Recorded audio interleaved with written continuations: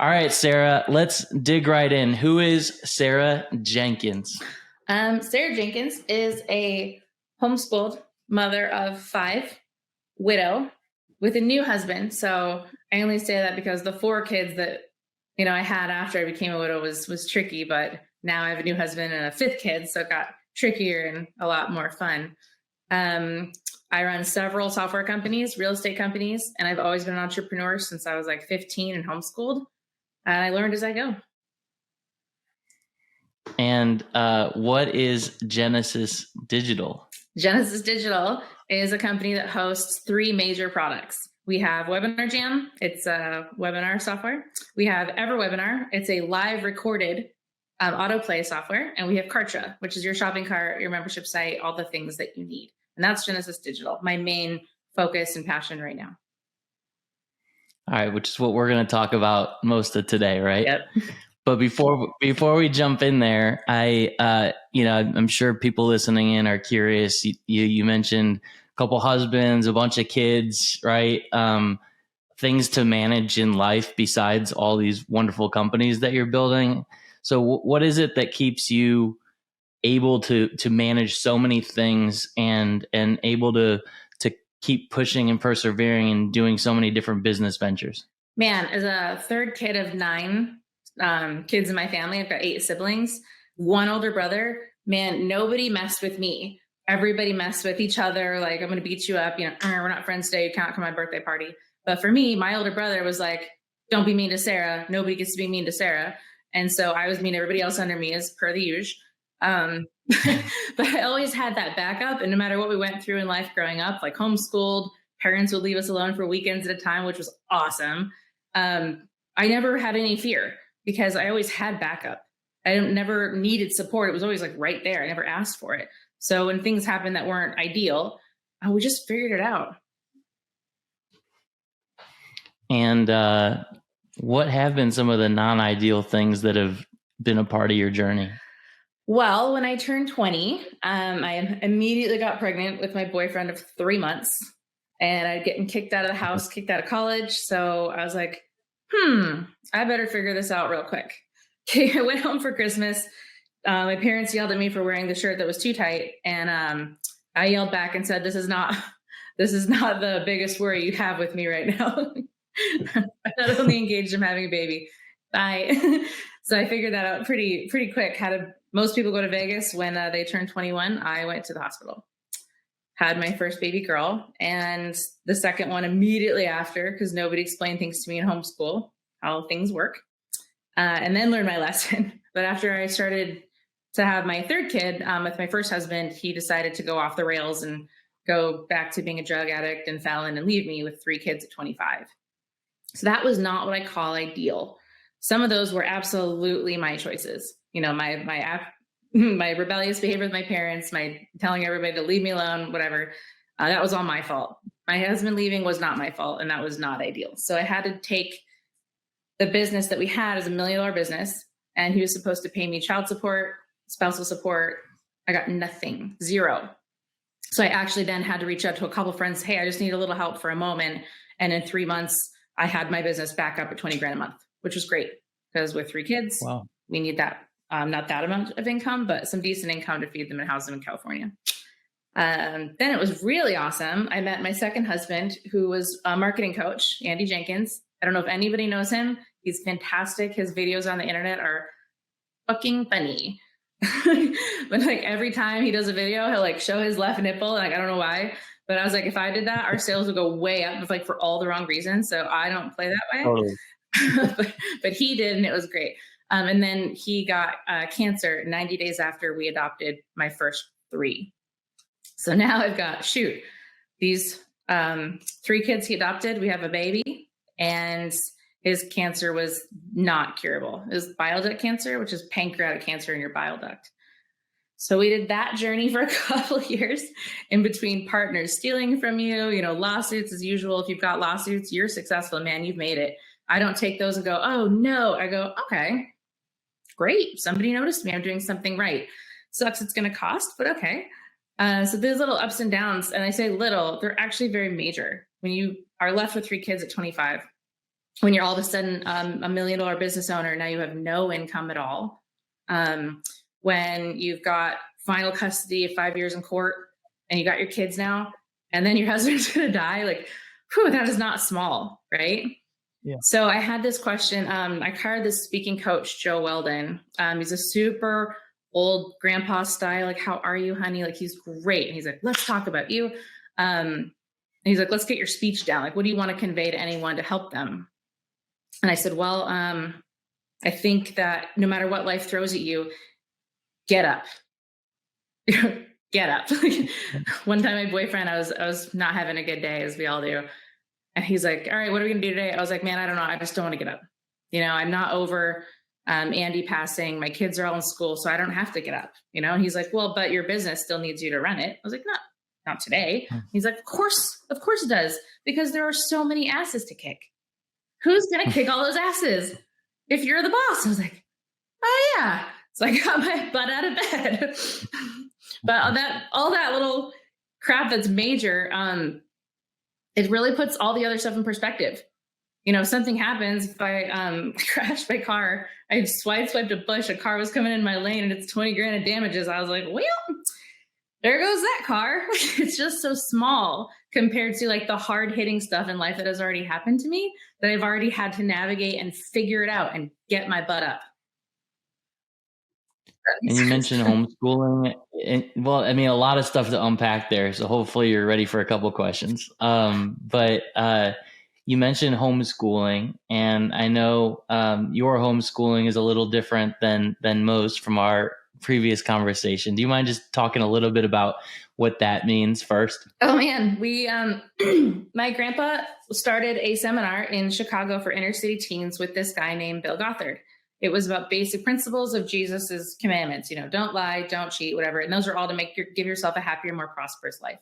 It turned into this huge cult that I am not part of anymore, thankfully, called IBLP, Institute of Basic Life Principles.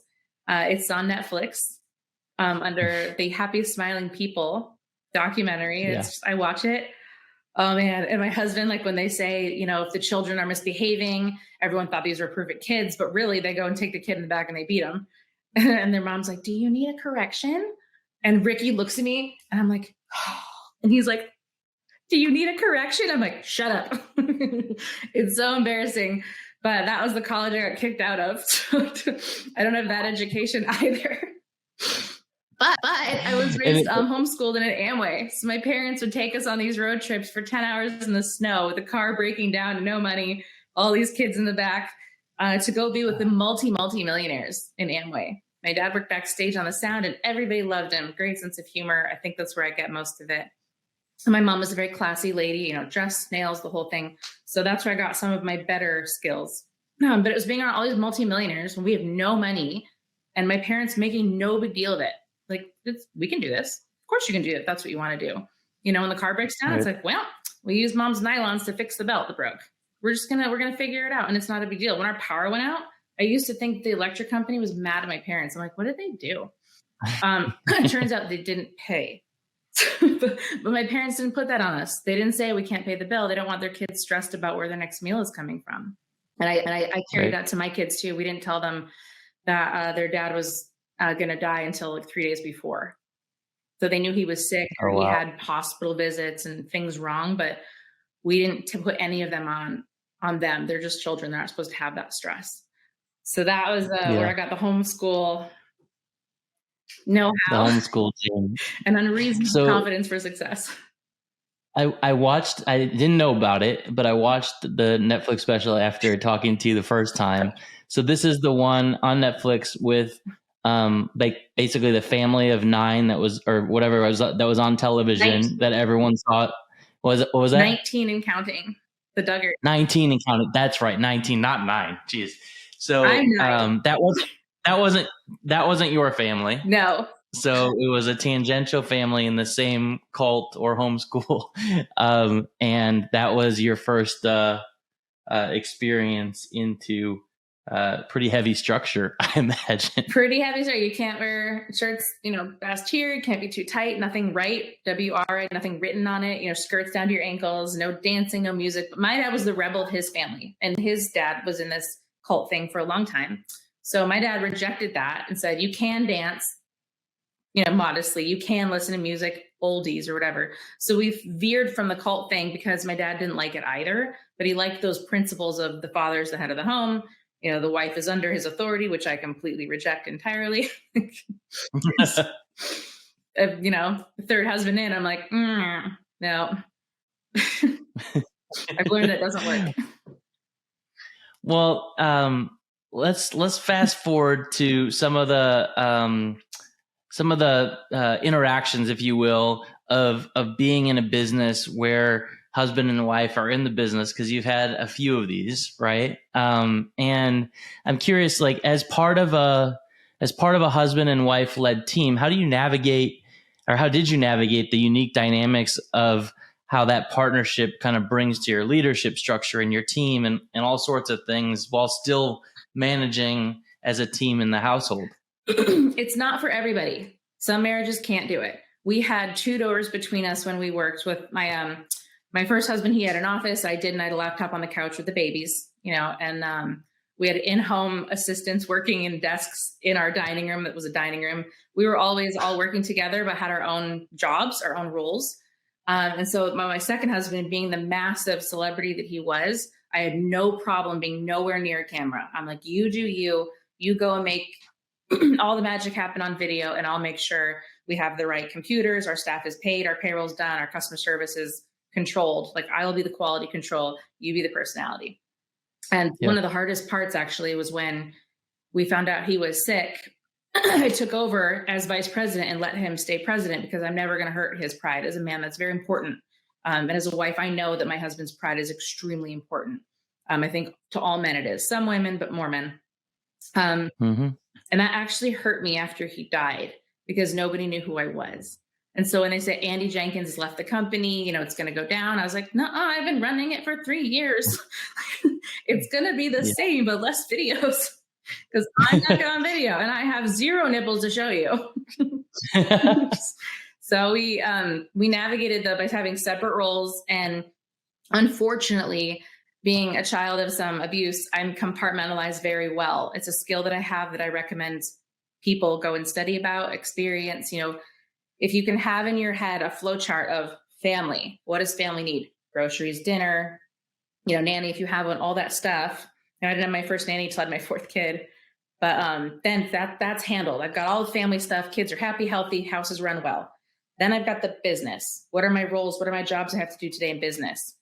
And I have a virtual assistant who sorts every email in 5 email boxes and says, all right, Sarah, good morning. Here's what you have to do today. You have to sign this check. You have to answer these 3 emails, and you have to make sure to give your kids and husband love and attention. I'm like, great. She goes, the things that you should do today are these other 8 things. Then the things that if you're feeling very ambitious, here's 12 other things, but you have to do these. So when you've done these, go ahead and give yourself a good pat on the back. You've done everything you're required to do today. So I compartmentalize the business, the family, and then myself, my growth, my emotions, my health, all that comes last, as it does for most moms, but it's compartmentalized. So I'm like, this. So that's how we were able to separate our roles as husband and wife. And my job is to support my husband and his job is to support me. So if I have a problem in my role, if his job is to support me and I don't give him the answer how, he's going to fail. So I haven't told him how. You can't just say, I'm in a bad mood and not say, it's because I'm hungry. I don't have any food. Can you bring me a sandwich? Right. So that's, it's not for everybody. Some people cannot work with their spouse, but we separated it really well. We had very, very few fights. When we did, they were throwdowns, but very few because we understood our roles and our positions and we agreed on them and we had respect for each other's roles and positions. So, you asked for it. What was one of the throwdowns? Oh man, shoot, I did ask for it. Andy was being really grumpy and he was like just snapping at like everybody on Skype and on our live videos and typing out to everyone furiously, like, do this, do this, do this. And he made some outrageous comment, like, make sure to send me by the end of the day this some bullshit task, like a picture of yourself in a hat. So I know you paid attention or something. And I made the mistake of saying, ignore the man behind the curtain. And he was like, Sarah! And I'm like, whoops. He goes, you cannot do that to me in front of the staff. I'm like, yeah, that was a mistake. I thought it was hilarious. He did not. He thought it was disrespectful and he was already being bitchy. And this was after he was sick as well. Yeah. So I expected some of these little outbursts, but I was like, oh man, I failed at that one. Yeah.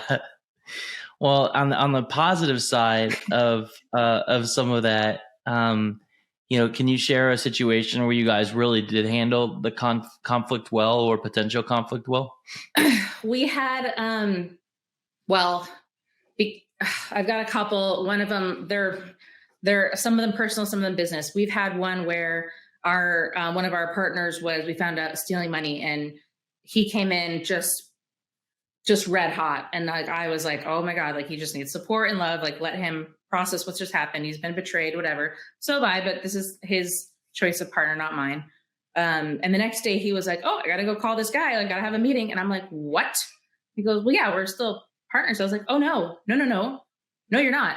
Because he stole the money. You just told me yesterday, we can't go on our annual trip to Disneyland with the kids.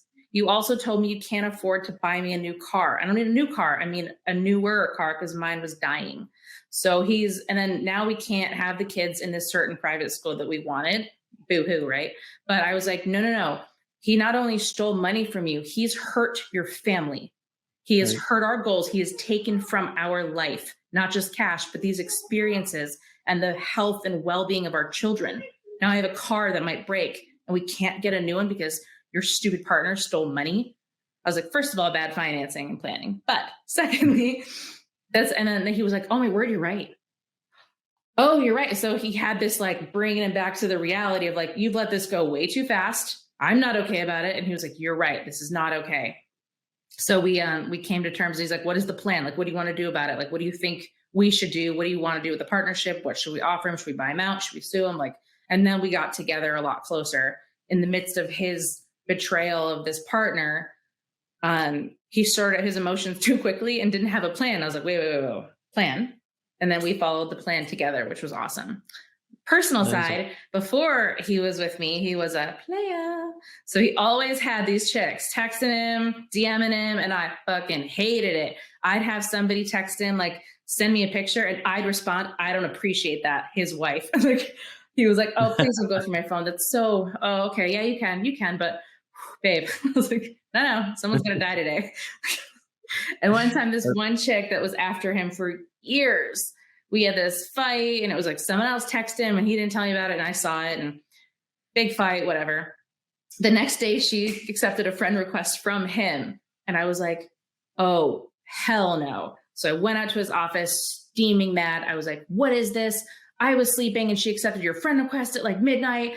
And he was like, babe, I have not talked to her, text her in years. He goes, it must have been an old request from years ago. Gave me his Facebook log, and I went in, and sure enough, 3 years ago, he'd friend requested her, and she'd just gotten back on Facebook and accepted it. And I was in tears. I felt so bad. I was, I'm so sorry. We have all this trust. We have these babies. Like, oh, we're so close now. I'm so sorry. I just tried to like wreck it. And I was sobbing, and he was like, it would help. And I was like, really? Really? Would I look like this? He's like, yep. I was like, oh, okay. And we came out much closer, and it was very funny. Although in the moment, very tragic for me. No, those are good examples. Going back to that finance one for a second, because I also have had someone steal from the business, a minority partner, but someone who I definitely considered a partner and brought in myself. How did you learn from that, or how did he learn from that, or how did you guys learn from that in terms of how to set up structure differently next time, or set up people differently next time? And you said you never, ever lose control of the money or the marketing, because he's a marketer. But the money was extremely important. The very first thing we did with everybody else with a credit card, turn them in. You don't get them. You want something purchased, you come to me directly. I'm the only one with signer activity credit cards. And I still have that. I'm the owner of all of our bank accounts and all of our companies. even though we have a president and he's got a credit card now, and I watch, my accounting department sends me every single vendor, how it was approved, where the invoices are. Like, I'm very close to the money because Yeah. you want to trust, but you have to verify. So we've learned, don't trust without verifying, and continue to verify. Yeah. I mean, same lesson, right? Like, and also, don't get super excited about handing over the reins if you do start to scale enough where there needs to be some sort of baseline, right? And bringing a CFO or whoever it is, like, treat that delicately, give trust where it needs to be given, but verification is so incredibly important. So, when you guys were going through personally what you were when he was sick, there's one thing that we've talked about around trust and around, being fortunate enough to be able to have the time to set things up right. When he was sick, talk to me a little bit about that, about that situation, and how you were lucky and were fortunate enough to be able to set things up. So when you're faced with a situation, and most people are faced with it after the fact, usually it's, we have some bad news. It's the cops, it's family, it's we have something to tell you, sit down. And I'm like, I hate when someone tells me to sit down. Now I'm ready for it. But then I was like, wait, what? Like, it just throws you, right? And a lot of people are in the situation that I was in when my brother said, you're in the club, whether you like it or not, you are now in the cancer club. When they said it's cancer, that moment will be seared into your brain forever. You can't get out of it. Your job is now to support everyone else that's in it or about to be in it. So we got that diagnosis. We knew it was terminal. And we had, I don't know how much time. They said maybe 2 years at the most. And we had 2.5 years, which was great. But we sat down with our lawyer. We said, okay, great. What are we going to do about the company? Has our operating agreement already been put in place where if he's not here, what happens to me? What happens to our company? What if we do have partners? If our partner died, would you want to be partners with his wife? What does the partners feel about that? Because who you're in business with is just as binding, if not more, than who you get into bed with. You got to be careful and strategic. Make sure your documents are signed. So what we did is we got our lawyer. We said, how do we manage the situation from a corporate standpoint?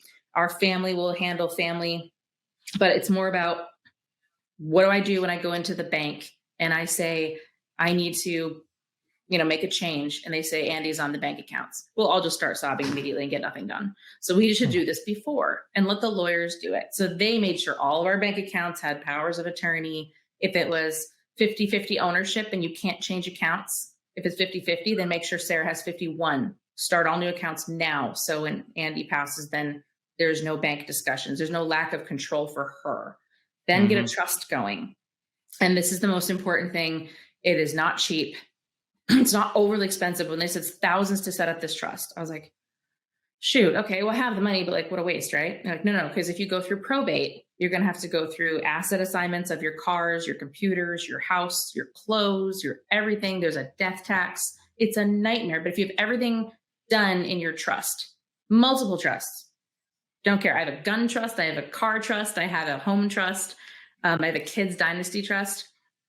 All those things were set up before, when we do a will. I'm like, Andy's like, well, what if I die? I'm like, I don't want to talk about it. He's like, you have to talk about it. I don't want to talk about it. Now I'm like, oh, we have to talk about it. Shoot. When you're 27, 30, whatever age I was, I think I was 31.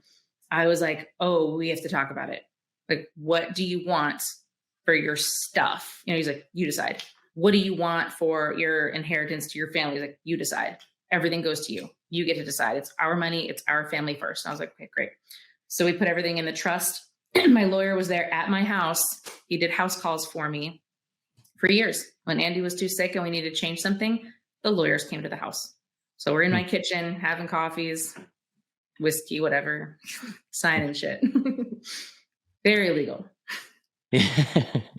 So if somebody, which there's a lot of them listening, is in their business and spending a lot of time and energy growing it, because that's what we do as founders and CEOs, and they haven't thought of a trust or haven't established a trust, which I think a lot of folks haven't, what would be a good first step for them to begin thinking about setting up life after them?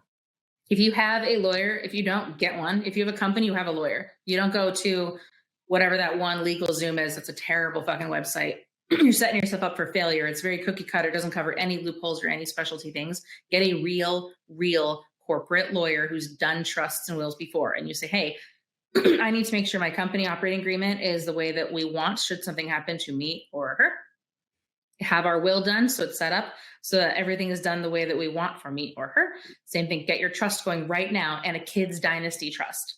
Expensive, but then if every person is allowed to give 11 million in their life, granted, most of us never have 11 million, but we might have assets that are valued at 11 million. I love someone's net worth is this phantom number that's in no one's bank account. But so Andy, when he died, we took a death provision, which said, I'm claiming all of his assets. They're not his, they were ours because we were married. So the government couldn't take them, but no one can marry me. So nobody can come now and marry me and claim my assets because the death tax will happen. 50% of what you own, the government will take eventually. But if you can protect your spouse from that right away, do it. Then the kids dynasty trust, you can take 11 million in value and give it to your kids tax free. And that means a percentage of shares in your company, certain percentages of your house or your assets. And that has to be managed outside of your control. You can be the trustee and tell the kids trustee what to do with the money. Like I have stuff set up for my kids for college, stocks, etc. But I can't touch that money. The kids dynasty trust has to, and that 11 million in value is in there for them from Andy, and 11 million of value from me will be there when I die, and the rest will be taxed and go through not probate court, but trust court. And that saved us. I wouldn't have been able to afford that bill because your value and your assets aren't the money in your bank. And if they tried to tell me, hey, you owe this many millions to the government because your husband died, I'd be like, well, we're selling the house. We're getting apartments. Right. And that happens all the time. All the time. When they say, here's your tax bill because your husband just died, your breadwinner. Right. Lord. It's the number one thing I say to people, even if they don't want to talk about it, because you don't want to talk about it, just do it. Make the lawyer do it for you. Have them fill out the forms for you. Sit there with your whiskey coffee, get it done. So what are some other aha moments that you had during that process that you had 2.5 years to prep for, but you're never prepped enough, right? Are there any other things that came up during that? Business wise, I think it was shocking to me. I can go into the personal stuff as much as you want, but it's going to get boring. It was shocking to me how many people did not appreciate the transition of I'm in charge. Andy's not going to be here anymore. If you have any questions, like they'd still go around him. Like we had I fired this one lawyer because he was telling me I wasn't qualified. And I was like, you ever say that to me again, you're fired. Like, well, you need to go get a CEO and Andy's not going to be here. It's like, Andy hasn't been here. Where have you been? I can handle it. Yeah. And it's not your business. It's your business to help me get it done. Being told you're not qualified is an amazing insult, especially for a girl. So that was surprising to me how many people would come in and try to help me because I wasn't capable or qualified, or they thought we had this one company I hired and they said, okay, well, what we do is we've dealt with your situation before, widow owns the company, isn't quite familiar with everything. So we just come in and we do like the hard stuff for you and then let you know what's going on. And I was like, let me stop you there. You've been entirely misinformed. Here's what I need from you. Can you give this to me or not? And they were like, oh, shit. The stigma of being a stupid girl widow it's incredible how many people come to help you. Yeah, of course. I mean, it's bad enough no matter what, but yeah, I can imagine even more so. It's, man, everyone wants a piece. Everyone wants something from you. If you can decide that now, everybody wants something from you, even if it's love and affection. If are they a giver or are they a taker? Everyone is one of those. And if they're in your life, are they giving or are they taking? And sometimes it's mutual. My best friend and I, it's very mutual. She'll show up whenever I need her. If she texts me, I'm at her house at 3 a.m. if I need to be. Like we have a very equal best friend, solid partnership. But everyone in your life is a giver or a taker. And if you find out what they want early, that would be best. Is it mutually beneficial? Great. When someone texts me, I'm like, do they want free access to my product? Do they want business advice? Do they want a play date with my kid? What do they want from me? Right. Figure out what they want from you the minute you get a communication from somebody, because everybody wants something. Whether it's mutually beneficial or not, that's what you have to figure out, or if it's in your best interest. Right. And if it's not mutually beneficial, there better be compensation on the other side. Otherwise, you should say goodbye, right? Which makes it mutually beneficial if there's compensation on the other side. So, yeah, totally agree. So let's talk a little bit about, if it's okay, Andy, because you mentioned the celebrity. I think a lot of people might know who he is, and you mentioned his love and differentiation in the marketing world. But there's also a lot of really cool things that you guys have done, both during and since, from a marketing perspective, at Genesis. So, like evergreen funnel, evergreen content, things like that, I think would be awesome for the audience to hear. So let's start with who is he, and then what was his big foray into marketing that differentiated him? Andy went to NYU Film and was skipping school in high school and middle school to go film in graveyards. He was always this weird little kid with a video camera running around trying to make magic happen. And I love that about him. He made horror movies. The first horror movie I ever saw was Blair Witch Project, and I was 13. And I'm from Michigan, so it's very woodsy and shit. And it was a bad idea. I'm not allowed to watch horror movies, and I've never watched like horror movies since. But when I met Andy and I found out that he made the Blair Witch happen, like he created all those websites to create the fake news articles so it looked real because the internet was new. I was really mad at him. I was like, you did what? You made the worst movie ever? We're never going to make it as friends. And then he said, this is what started reality TV. It was the first found footage film. I was like, again, you're responsible for the Kardashians now? Are you telling me that? Because that's no good either. But he was always on some kick of what magic can he make happen.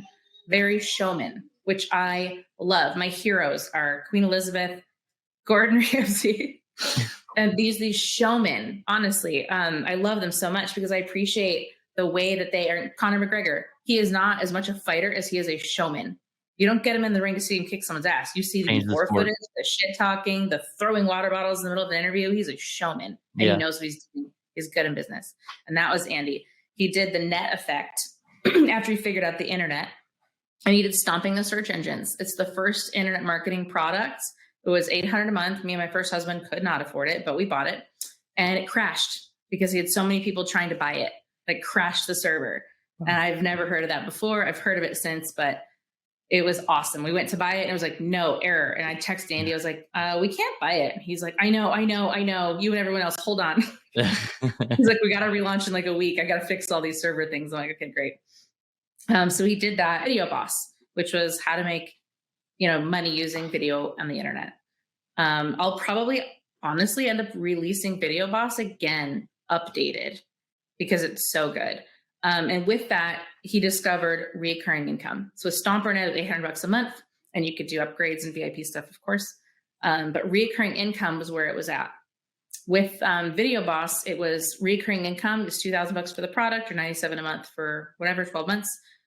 And that was final though, because when someone buys during that launch, we did product launches, you made a couple million in a weekend, then you didn't make any money again. So you put out a whole new product, a whole new launch system. So the launch system does work. It's a lot of fun if you do it right. But it wasn't keeping the money flowing. It gave us cash flow, and then the cash flow died. So then you do masterminds and consulting and stuff to build on that reputation and branding. When he did do Video Boss 2.0, which is when I came in as his girlfriend, which is great. We had 8 hours of what we did was the Bossathon. We got all these people in the background, all these cool internet marketers from back in the day, Frank Kern, Eben Pagan wouldn't cooperate. We made him. And it was, I think, $100,000 in video streaming costs, which was a lot of money in 2009 or 10, right? And we're like, man, we've got to figure out how to do this better. So Video Boss was a huge successful launch. Video Boss 2.0 was another wildly successful launch. and the video hosting costs were astronomical. And we're like, we've got to figure this out. So we went and found some developers and made Webinar Jam. Like, so if we need video on the internet, and we just made so many millions by having all these cool internet celebrities on this podcast with us or webinar with us, we want to create the webinar and build it, because we don't have a chat. We had to buy that separate and put it somehow on the website to toggle with the video. Then we had a link. How do you send that link out to everybody? You send that email as soon as you say it on the Bossathon. Like, it was so clunky and hard to do that. One of our partners was like, I think we could build this. So when you're on the webinar, in the chat box, you could put the link to buy. We're like, no way. Mm-hmm. So we handed a bunch of developers in Romania, really great guys, the keys to some of our developing stuff. And they made Webinar Jam, and we launched it, and it was wildly successful. So we launched 2.0 and 3.0 a year later, just to keep upgrading it and making it better usability for everybody using it, ourselves included. Which was really awesome. And that's when I found out the recurring income, if it's not coming from your never ending creativity and product building, has got to be software. I think that's now the holy grail of, even if it's like your recurring income to your coaching program that you have to create the content for, have that baby upload automatically, have it recorded, have it pre-done, have it make you money over and over and over again. That recurring income funnel that we talked about, having your business automated, is key. And when Andy got sick, when there were days and weeks he couldn't work, it was fine, because our software was selling itself through our autoresponder sequences and our email blasts. Problem is, to sell Webinar Jam, you need a website, you need an email sending service, you need a merchant account. And if your merchant account goes down or the API breaks, you know what happens. You don't make any money. And you don't know until you look in the bank and go, wait a minute, why wasn't there a deposit today? Oh, the merchant account broke, and they didn't text or call because they don't really care about you. So we ended up starting to build Kartra, and it started as like just membership site, very basic, help desk, just a little bunch of stuff you need to sell Webinar Jam. So we built something based on what we knew we needed by piecing it all together. Like, this is too hard. So we pieced it all together on the back end. We go use SendGrid, MailChimp, or whatever to send the emails, but in Kartra, it's Kartra Mail. So then we have that in our levels of what you can buy and all that stuff.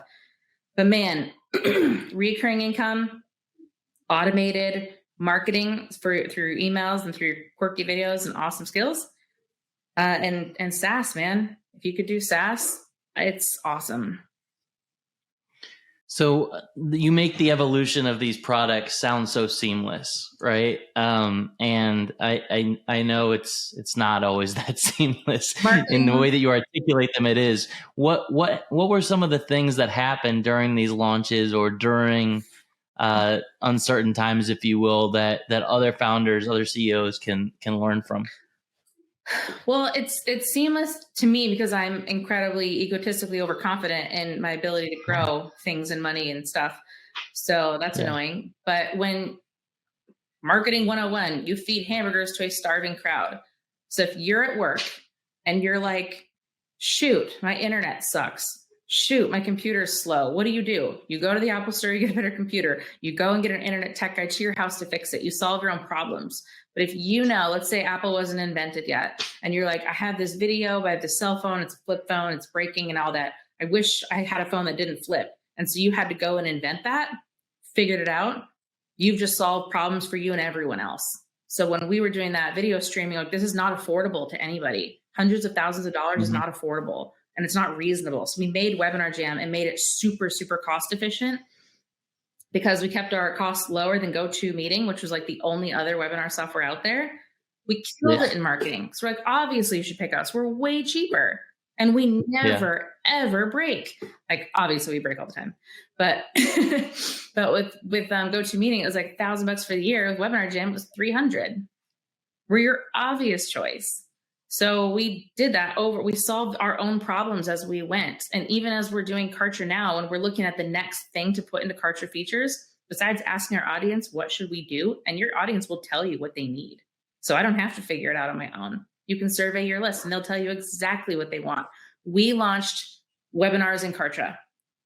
Awesome. Incredible. Super excited. You know the feedback we got? Are you going to come out with dark mode? I'm like, what? Yes. So it's like, Everyone loves dark your mode. audience will tell you what they want, and then you do that thing, especially if it's cost Right. efficient or dark mode won't cost me much to develop. That's coming out in September. So to me, Have there been any things? Oh, go ahead. Finish it is your easy because thoughts. you Sorry. ask. If you have a list, you have an audience, you ask them what they want. Or you, What about when they don't know what they want? well, they're not all women. But My bad. They do though, because if they're looking to you for answers, then they know they have a problem. What's your problem? Is your problem you don't have enough time in the day? Is your problem that you can't come up with a product? Is a problem that you don't have the money for the product? What's your problem? When they tell you their problem, man, most of the time you know the solution, or you can ask somebody else for a solution for them. One of the things I do really well, besides compartmentalizing, so I get a lot more done, is I ask for help. And not like, please help me, I'm poor. No, like, yeah. Hey, I've got this cool business idea. I'll go to 5 friends that are wildly successful and say, can I have 5 minutes? I'll buy you lunch. I don't need anything from you. Send me a bill for your consulting, whatever it means. I have this really cool idea, but I am not going to go and put it to use yet until I know that someone else has put eyes on it that has more experience than me. Like I got my nose pierced, when I was 30, after Andy got cancer. I was in a mood. But I asked my lawyer, I was like, is this going to affect my business dealings? Are people going to look down on me for having, a nose ring? He's like, no, they shouldn't. I was like, great, then I'll leave it in for meetings. Otherwise I'll take it out because I'm a professional. I don't want to do stupid things based on my own opinions. Get other opinions. Get other opinions. And especially as the world evolves and customer base and investor base and partner base and all that evolves more towards Gen Z and millennials, things shift, right? I mean, it's, and who are they? Like, what is their persona? Like, what do they care about? Most people don't really care about you dressing up in a 3-piece suit anymore, it turns out, right? Or wearing a nose ring. Or having tattoos, or showing your nipple, right? I mean, maybe that might be a stretch, one way or the other. But either way, you've got to understand who you're selling to, who you're buying from, whatnot. So when you guys are you have speaking of like selling to and buying from, you've got a pretty loyal customer base, right? And software is less. Branding wise, what's that? Branding wise, yes. Software less, because a competitor with lower price or a better product, they should leave. But from a general brand around Genesis, you guys have a pretty loyal standing in the community, right? Yeah. The ability to create sticky products that continue to engage customers. So, what is it that drives some of that stickiness for you guys, and what can other founders learn from? So I'm sure a lot of you have heard of Dan Kennedy's Ascension model. Start low, get them in the door for this, free PDF, and then you've got their email, they're on your list. Then you have this low end product, fix your business with 5 easy steps for $20. Then you've got the, do you want more? Here's how to grow your wealth or whatever. It's the Ascension model. We did that with our software with Kartra.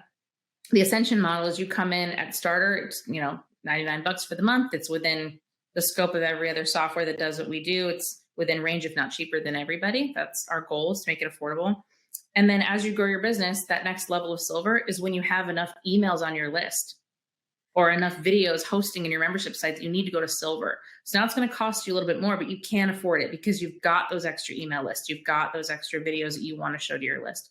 So the Ascension model only works if you're doing it ethically. So you don't push someone to silver if they don't need that tier. You let downgrading happen. You take that less money if that customer is not ready. You appreciate them. I think human behavior is the most fascinating study that you can do on yourself and others. It's great. So when you have the Ascension model, like you're doing it ethically and you're doing it for their best interest, you both win. It's mutually beneficial. It can't be one way or the other or you'll fail. You have to have your customer service be equally ethical, making sure they're handled, taken care of, appreciated. Without them, you don't have any money. So you want them to be happy with you and your product, as well as how you're bringing them down that path of success while getting yourself that success as well, those next tiers. In SaaS or in your coaching or consulting business, most people do coaching and consulting in our industry. And then the pain of disconnect. So if they always have something else they're going to need. And they're always going to need something else. If you go to the store and buy shampoo, you better as hell get a loofah while you're there and some body wash and a razor, because your showers don't consist of one thing. So you always need something else. And then there's a better shampoo, makes your hair super Pantene Pro-V. And then there's a better razor. Like, there's always something else you can give your customers that they need. And if they're spoiled like me, they'll buy it. If they're not, then they'll wait till they actually do need it, or they've made enough money to get it. So pain of disconnect and ethically ascending your customers to that next level. Well said. All right. It's time for us to hop into our Founder 5. So 5 quick hit questions about you and your growth. The first one I've got for you is the top KPI that you are relentlessly focused on. KPI. Constant self-growth and learning. Ooh, personal KPI. I love it. Because if you're not learning, like my books, you don't see them, do you? Because unless I'm ready to read that book, I don't want it in my view. I don't want it taking up space in my brain. I only want things that bring me happiness, so I can focus on that one book that I'm reading right now. So, like, how do you measure that? How do I measure what? Which book? How do you measure whether you're hitting that KPI? I'm always having new ideas. If you spend, and I told all my upper staff, my executive staff and my C-suite, I want you to spend 1 hour at least every week putting your phone away, put your computer away. I pay for that. Go and spend 1 hour with a pen and paper and say, what new ideas do you have? How can you SOP your department better, faster, cheaper? What can you bring that's going to be awesome this week to your staff or to your, superiors? Give yourself time to think. And if my book isn't filling up every couple months, that I'm not learning, I'm not asking the right questions, or I'm not reading enough and trying to study on the newest tech, the newest personal development, the newest guy I should go listen to on a podcast, the newest book, that I can go get ideas from everybody else. I'm not full of them, but then my brain starts operating as it should after I've read all this new cool stuff. That's awesome. Very cool. Very cool. All right. Next one is a top tip for growth stage founders like yourself. Get a virtual assistant. Stop doing things you shouldn't do. Hire out your laundry service. There's no reason you should be spending 3 hours on a Sunday doing your laundry. If your kids need you, you're taking time away from them to do that chore. If your business needs you, you're taking time away from your growth, your marketing, your money, if you're doing your freaking laundry. Don't do your own emails ever. I do not do an email. And one of my partners goes, what kind of CEO doesn't do email? This one. Well said. All right. Favorite book or podcast that has helped you to grow? Easily How to Win Friends and Influence People. Easily. I read it all the time. I read the first chapter to my son. He's 12 yesterday morning. He asked what can he do to be a businessman, a CEO? How can I learn? He asked me what MRR is. He asked me, what do I do in a meeting? He asked me how I know how to hire people. He's 12. He's awesome. He's going to be a CEO. But I read him that book in the first chapter, and he goes, I don't understand some of those words. I go, we're going to read it again. We're going to go back over those words that you missed, because I want you to understand this book. That's incredible. Yeah. I read that one every year. That's a classic. Joe Polish actually redid it. What's in it for them? He did his own take on it, a little refresh, because it's an incredibly misogynistic book. I still enjoy it, but he just did a redo. He gave me a copy, and I thoroughly enjoyed it. Joe's great. He's really good at this. I'll have to check that out. Nice. All right. Next one is a piece of advice that counters what one would consider traditional wisdom. Oh man. Is it ballsy to say, fuck them? If people don't like what you're doing, if they're telling you you're doing things wrong, if they tell you you're not qualified, if you've got in your gut, it's the right thing to do, even if people don't like it and don't understand it, too bad. Fuck them. Go with what you know is right for your family, your business, yourself. Be you. Okay, last one. What is going to be the title of your autobiography? Good Lord. Good Lord, that's an interesting one. That is an interesting one. I was like, run. No, I'm just kidding. Shit. All the expletives and have fun. All the expletives and have fun. I like have fun while doing it. I like it. Very nice. All right. Well, you've given a ton to our listeners today. So, Sarah, time for a little bit of self-promotion. How can those listening help you out? They can find me on LinkedIn, Sarah Jenkins, CEO of Genesis Digital, or Kartra.com is where you find my favorite software and best product for your business needs. Shameless plug. Shameless plug. That's what I asked for. That's Yep. okay. You gave a lot to everyone today. So thanks for that. Thanks for joining us on The Dirt. And to the audience, we've got a lot of insightful conversations coming up that you won't want to miss. So remember, log in, say you love it, say you hate it. We're listening. Fuck it. Fuck 'em. See you guys. Bye. Bye.